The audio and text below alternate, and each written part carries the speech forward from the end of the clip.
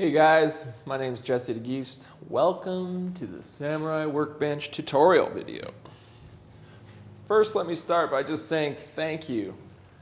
It blesses me immensely to know that there's people out there that want to learn woodworking and want to learn it from me. I never really thought of myself as a teacher, but here we go.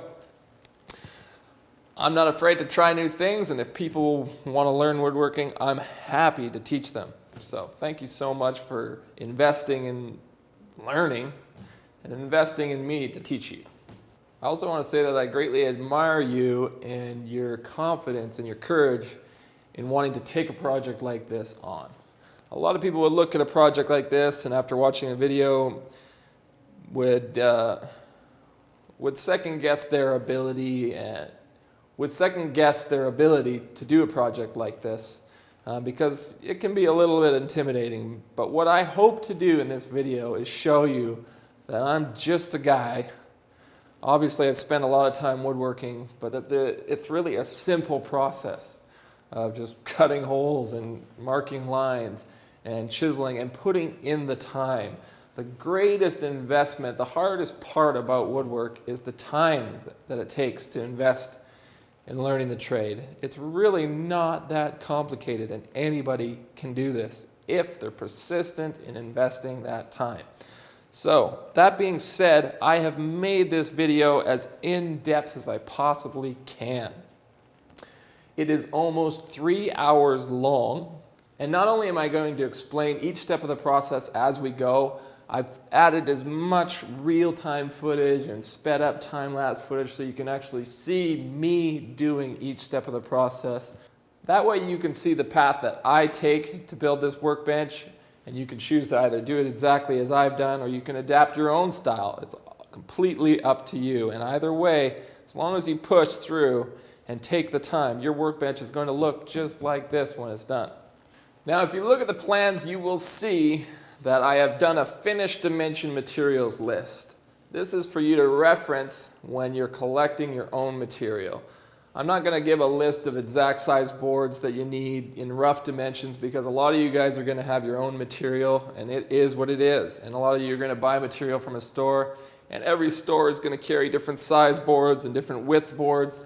And when you're dealing with hardwoods, the boards just come in whatever random widths are in the pile at your local store. The materials list is so that you can just reference exactly how much wood you're going to need, and then you can calculate what size boards you got to get at the store or what size boards you already have in your shop or in your barn or wherever. If you're confident enough to take on a project like this, I'm pretty sure you can figure out how to get the materials to your shop. Another thing to note is that I did not include video footage of installing the vise hardware because a lot of you will use different vise hardware or you'll adapt hardware that you already have. Who knows what you're going to do. And if you do choose to use the Veritas twin screw vices like I've done, just follow the instructions. You'll have no problem installing your vices. I have in the plans detailed the whole layout for my vise hardware. So if you choose to do exactly what I've done, you will see the layout for where to drill the holes for your vise hardware. But as far as installing the vise and all the components goes, you just need to follow the instructions. The vise hardware comes with powder-coated cast aluminum cover plates. I chose to forgo those and build my own out of wood just because I like the aesthetic of wood. I've included a couple pictures of how I made these wood pieces, but I didn't go into any detailed video instruction on how to make the wood covers. It's fairly simple, you'll see from the pictures. So if you choose to go that route, by all means. If not, you can just use the included covers with the vise hardware. This is my first tutorial video. I've tried to go as in-depth and cover as much information as I can. That's why the video is almost 3 hours long. This is my first video tutorial video that I've ever done from start to finish. And I've tried to cover as much as I can on the process of building this bench. But if for whatever reason there's things that you don't understand after watching this video and you're not quite confident enough to attack the project and figure it out yourself, you can email me at this email address here. I'll try and get back to you as quickly as I can and give whatever information I can to help you solve the problems. but I encourage you to just figure it out yourself. That is the most important thing that you can learn as a woodworker, is how to solve problems and figure things out. If you really apply yourself and trust that you can figure things out and that you're able to do things without somebody teaching you, well, that's ultimately what becoming a craftsman is all about. So I encourage you to believe in yourself and your ability to overcome whatever hurdles you encounter in this project, because I guarantee you will encounter hurdles, but just persist through and figure it out. Don't be afraid of failure. Do not be afraid of making mistakes. You're going to make mistakes. Some of them you can fix. Some of them you might have to get a new piece of wood. It's okay. It's part of the process. That's what's making you a good woodworker. So you just bite the bullet, you go buy a new piece of wood, and you do it right the second time, or the third time, or the fourth time. Whatever you do, do not give up on this project. Push through. Take it from me. The joy of finishing a project like this is immense. Every time I've come into this shop since building this bench, I just can't help but stare at this bench and just revel in the experience that it was building this. And this will be with me for the rest of my life. And then my sons will have it. And the legacy of building something that lasts is truly a joyful, fulfilling experience. So push through to the end, guys. Okay, I think that's enough of a pep talk. It's time to get to work. All right, guys, let's get down to business. First things first are, with a task as big as this in front of us, building an heirloom, furniture quality workbench that we're going to give to our grandsons hopefully one day, or at least our sons, and then further on down the line, we have to make sure our tools are up to the task. There's no point in starting on a project this large if you don't have sharp tools. So I'm going to give you a quick demonstration on how I sharpen all my tools freehand to a razor edge that you can shave with if you really wanted to. So here's how it's done. I start with, personally use water stones. These are man-made ceramic water stones made by Shapton. There's lots of different sharpening stones out there. These are the ones that I use. I like them. If you want to use a different stone, go right ahead. I'm sure it'll get your blades sharp. So the key to this whole system is the diamond plate. This is a Toma diamond plate. It's a 140 grit, so it's a really aggressive grit stone. I use this for taking nicks out of my blades, any little chips and stuff like that. It cuts the steel really quickly. It gives you a nice flat edge. And then from there, I move on to the 1000 grit water stone. From 1000, I switch to the 2000. From 2000 to the 5000. And then my finish is a 12,000 grit. Now this is not quite necessary for chisel work. 5,000 is usually pretty darn sharp for a chisel. But I'll go to the 12,000 with my planer blades for sure, just because I like to have a nice finish on my blades. And sometimes if I really want to see my face in the chisel, I'll go with this as well. So to keep my stones flat as you're sharpening, obviously over time you're going to wear low spots in the stone. And so I'll use my diamond plate to true up my stones to make sure that they stay flat. Because as soon as you've got a divot in your blade, in your stone, you're going to start to see a rounding and a misshape on your bevel. So I've already taken this down on the diamond plate because I had a bit of a worn edge. Now I use water to lubricate water stones, obviously. Now you can move in any pattern you like. The fastest removal of material is going to be a figure-8 pattern. And you'll want to stay on each stone until you see an even finish from edge to edge, meaning there's no weird reflections, that you can see the perfect polish, same grit all the way across your stone or across your blade bevel. That way you know your bevel is perfectly flat and that it runs right up to your edge. Now after the 1000 grit stone, you'll have a bit of a burr. If you feel it really lightly on the flat side of your blade, you don't want to knock that off with your fingernail or anything. You want to leave that burr on and just let it naturally wear itself off as you switch to the finer grits. Now, a lot of people like to leave this paste on your stone. They say it helps with the sharpening process. It actually doesn't do anything. It's actually better to keep your stone nice and clean because it's the stone that's doing the cutting.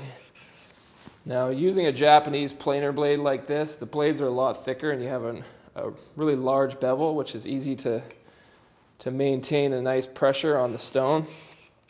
It's a little bit trickier with Western style plane blades. So you might need to use like a jig if you're not super well versed. Or what I do is I tilt my blade 45 degrees or even 90 degrees to the stone. And that allows you to lengthen the bevel and just gives you a bit more stability when sharpening as opposed to trying to push the blade this way, which makes it want to rock back and forth. And once you have a perfectly flat bevel, it's really easy to maintain and keep it flat as long as your stones stay flat. It actually speeds up your sharpening a lot.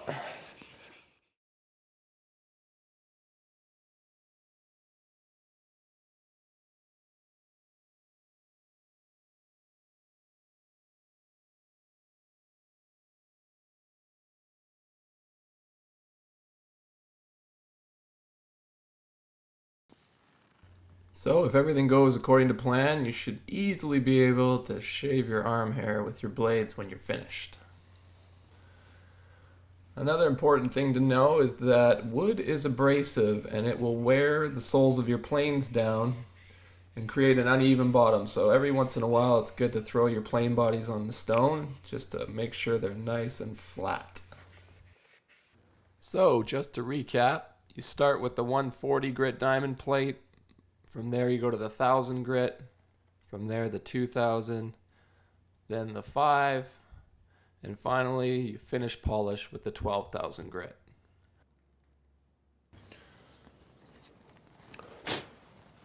When you're starting a project like this quality, probably a good idea if your saw blades are a little tired just to replace them out with a fresh one. The amount of hand cut joinery we're about to do, sharp blade's gonna go a long way.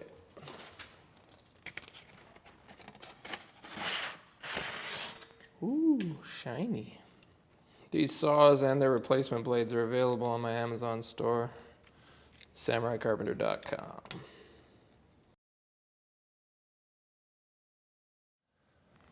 Now that we have razor sharp tools, we can start making some sawdust.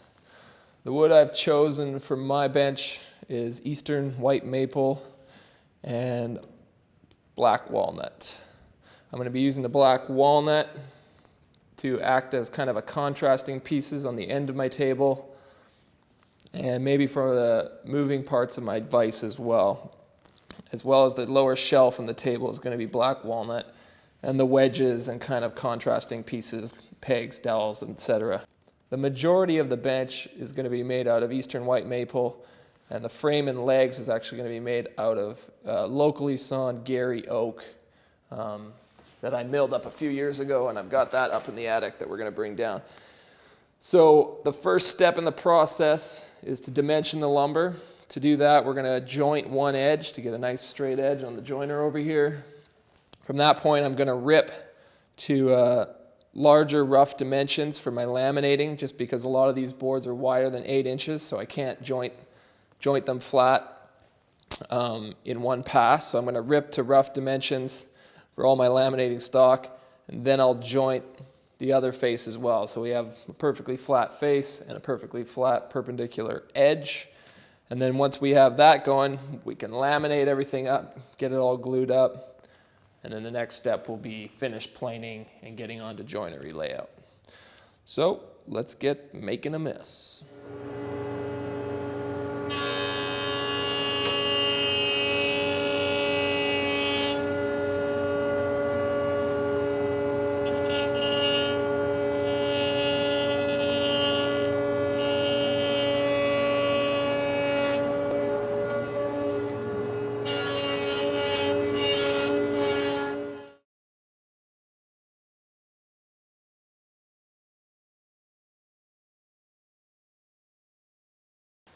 Now that we've got one straight edge on all of our pieces, we're going to run them through the table saw to our rough width that we need for gluing up. I've got a couple of boards here that I can get 3 pieces out of. This one here is about 10 1/8, 10 1/4. So I can get 3 pieces at 3 1/4. I'm adding 1/4 of an inch, just so if there's any variation with lamination, I can joint one surface and then run it through the planer a couple of times to make sure we're perfect on our thickness. So yeah, I'm not going to cut it too close, but all these boards are different. I need 10 pieces total at about 3 1/4 inches. So we'll rip all those up, put them back on the joiner, take a small 1/16 off just to make sure that we have a perfectly straight face. Joint one face so that we have a side and a face, and then we'll run it through the planer down to a set thickness of, let's say, 1 3/4 inches. Most of this stock is a full 2 inches. So I think by the time we have it all planed down, 1 3/4 inches will be a good depth. You only want your blade just a little bit higher, maybe 1/4 inch higher than the thickness of your wood. Set it to 3 1/4. Good to go.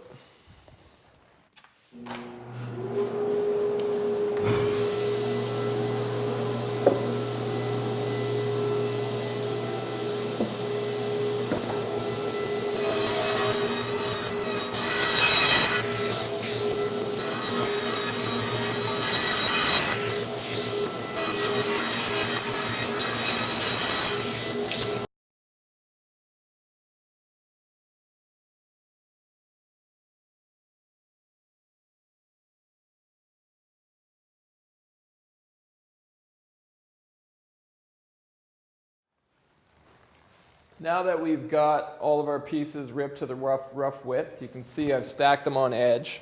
This is the way we're going to laminate them up, leaving a 2-inch space slot down the middle of the table, kind of a Roubo style so that we can get clamps and stuff in there.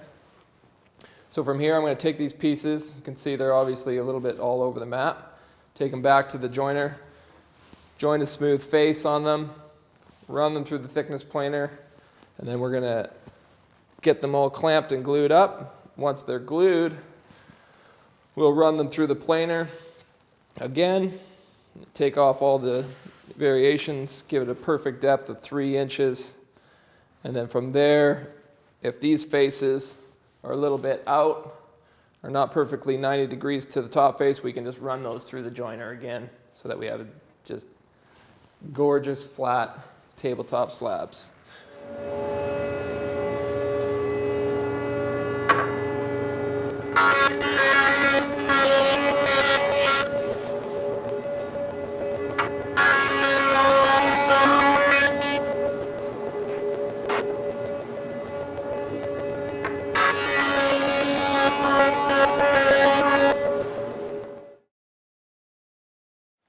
Now the next step is to laminate up each side of our tabletop, bench top, whatever you want to call it. You know, my whole plan in setting out to make this tutorial is to just have fun building a beautiful piece of shop furniture. So you're going to notice that I don't use the proper technical terms for a lot of these parts, and I don't think it's really that necessary. So just bear with me. I know what I'm doing. This thing's going to turn out perfect regardless. And I guarantee I'm likely going to make some mistakes, and I'm going to show you those mistakes as well because I've never built a workbench before, but I'm going all out and it's going to turn out great. So before I glue my halves of my tabletop up, I just dry clamp them to make sure that there's obviously no inconsistencies in the joints. Everything's nice and tight. It's going to laminate up perfect. I had this one board that, after I ripped it out of the wider board, it just got a nice little 1/4 inch crown. And that's quite a bit over an 8-foot board. But when you're laminating, a lot of times you can correct that So you can see that this one here is 1/4 of an inch down, and we're flush in the middle, and then it's about 1/4 of an inch down at the other end. So you start at one end, lift it up flush, get that clamp set fairly tight, come to the middle, just force that thing down, and you just work your way all the way along, pulling that thing back into position. So you just want to get it close within maybe a 1/16 or an 1/8, and you know that'll come out in the wash. You can use another clamp. A lot of times that works. So just force it into position. So now we know that we can wrangle that piece into alignment. The glue up's going to go smooth. Unclamp it. Let's glue it up. I used Titebond 3 waterproof PVA glue to build my workbench, but looking back, I wasn't too impressed with its performance. It just didn't seem to have the same penetration and tight bond that I hoped it would. I recommend using a slow setting PVA glue that doesn't have waterproof properties. I do not recommend using polyurethane or Gorilla Glue due to the fact that it has a fairly slow set time of about 15 to 20 minutes. There's a lot of glue in this bench, and you don't want your glue to start setting up before you've got everything clamped in properly. So try and remove stress by using a slow setting glue.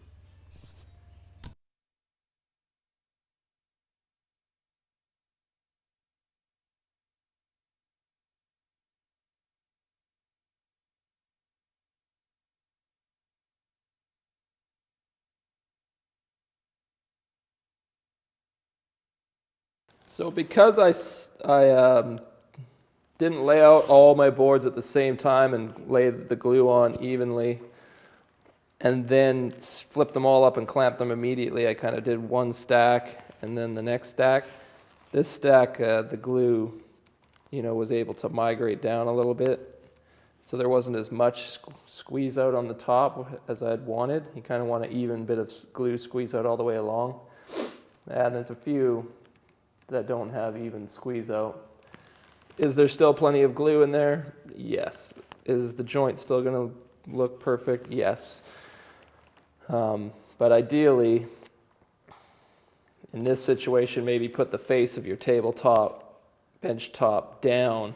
That way you know you're going to get plenty of squeeze out because there's lots of drip out on the bottom just due to gravity. So that might be a bit of an idea for you. Or you can use a roller to spread the glue kind of more evenly, or do it with your finger or a putty knife just so that the glue doesn't have a tendency to run. I'm just a little too lazy, and I still think it's going to be perfect once I throw it through the planer. But just a note, that not every glue up is perfect, and you might want to take evasive action so that yours is perfect. Before you put your benchtop slabs through your planer to finish plane them, you want to make sure that if you have any crowns or real high spots in the lamination in between the layers, that you either take that down with a power planer or a hand plane, or if your laminations are pretty close, that you just knock off the glue bumps so that you have a fairly flat surface that you run through the planer on the bottom. And this side has got a lot more drips and kind of ugly bits. That's going to be the finished bottom of my bench top. So you run through your best side, obviously down on the planer, and that way you'll keep your bench tops hopefully perfectly straight.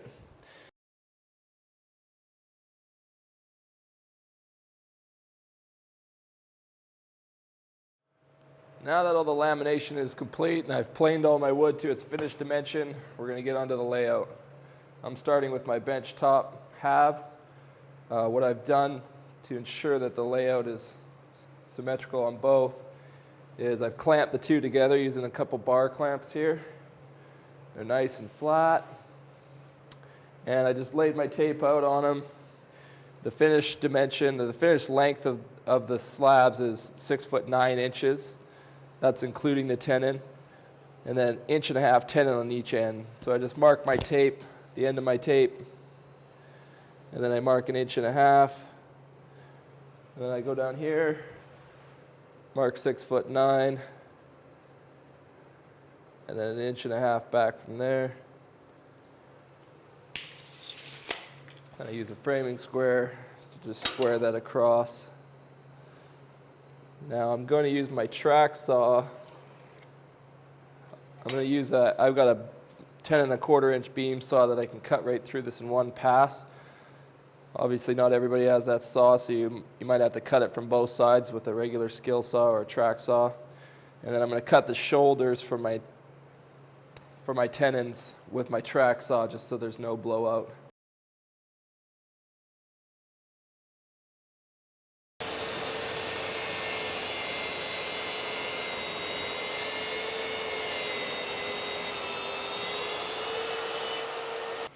I thought about setting up the router, just putting a fence here and taking this off in a couple passes, just so that I'd know I have a perfect tenon.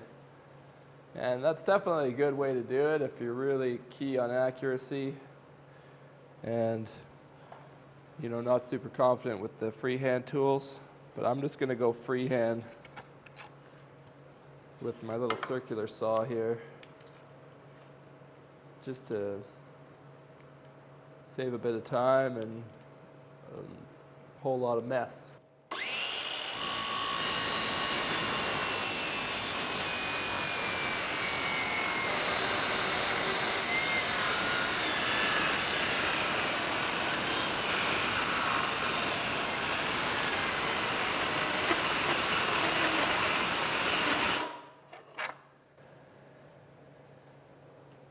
As you can see, maple's always got a lot of tension in the wood, internal tension.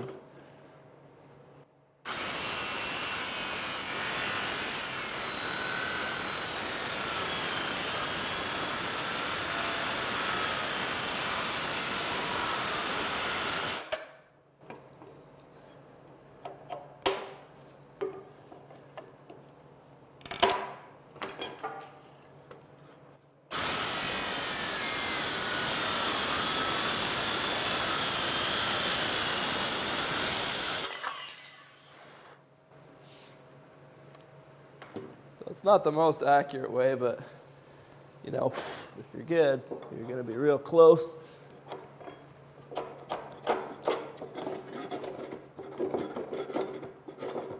And then you can clean it up with the block plane.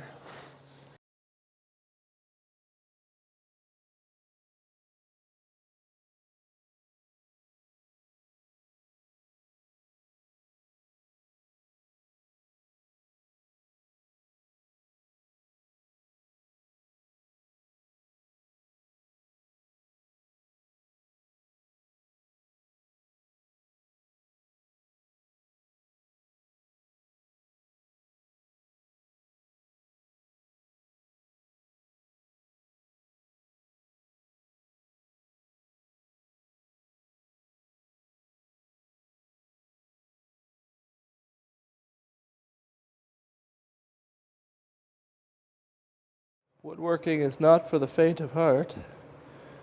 Router tried to run away on me here. Cutting wood this deep is always a bit of a risky maneuver, the big fluted bit like that. So for this remaining notch, so that I don't have another heart attack and risk taking a router bit in the face, I'm just going to do a whole bunch of relief cuts with the saw here and just chisel it out. It'll actually probably take less time as well.